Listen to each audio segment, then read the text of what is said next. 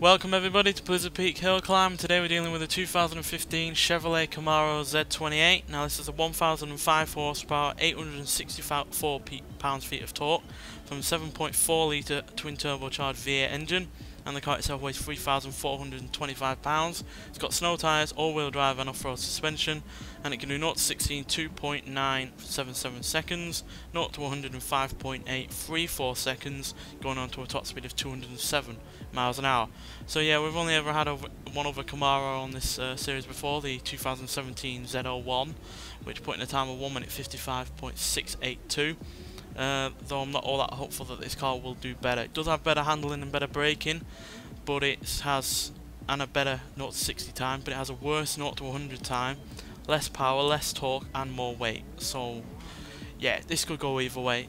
Obviously the 0 to 60 time does help, having a quicker acceleration on that front, and better handling and braking will help in some areas, but the extra weight and the lack of power might well make it struggle on some of the uphill parts. So yeah, hopefully it will beat it though, but either way I like both cars a lot, so yeah, as long as it's below the 2 minute mark we'll be alright. So let's see what it can do.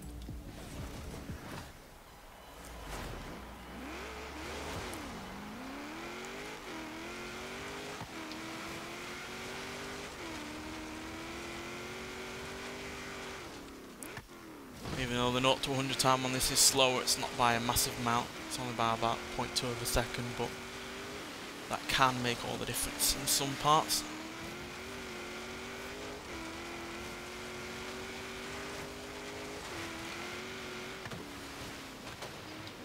But it's hardly no slouch.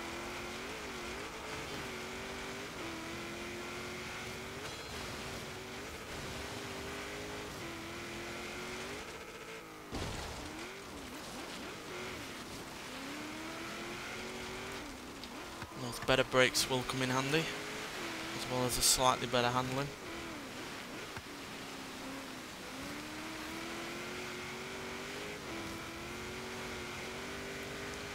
Certainly dealing with the all-wheel drive okay.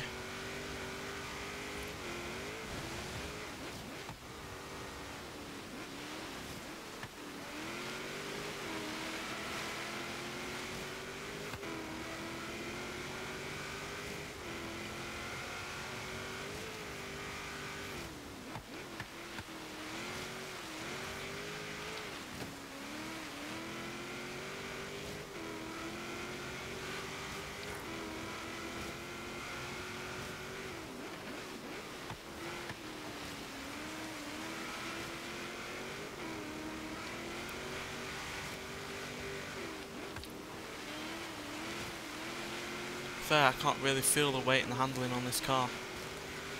Really just shug it off really rather well. And it's, yeah, resoundingly beating that ZL1.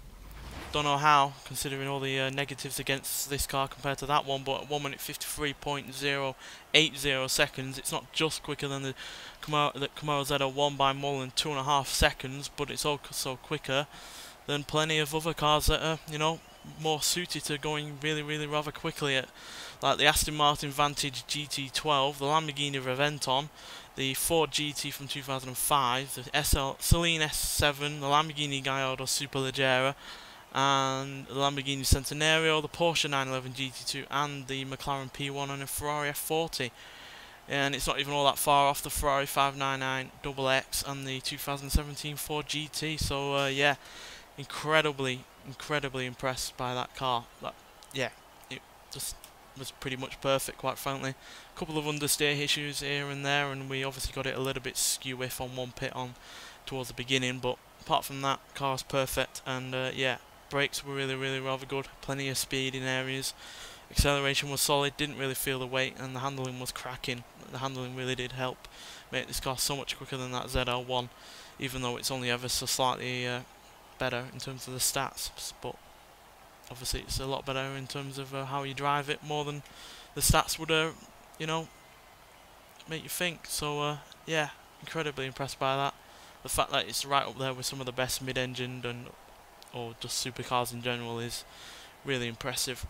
Easily one of the best, what would normally a sports car that we've had on this series. Anyway, thanks for watching.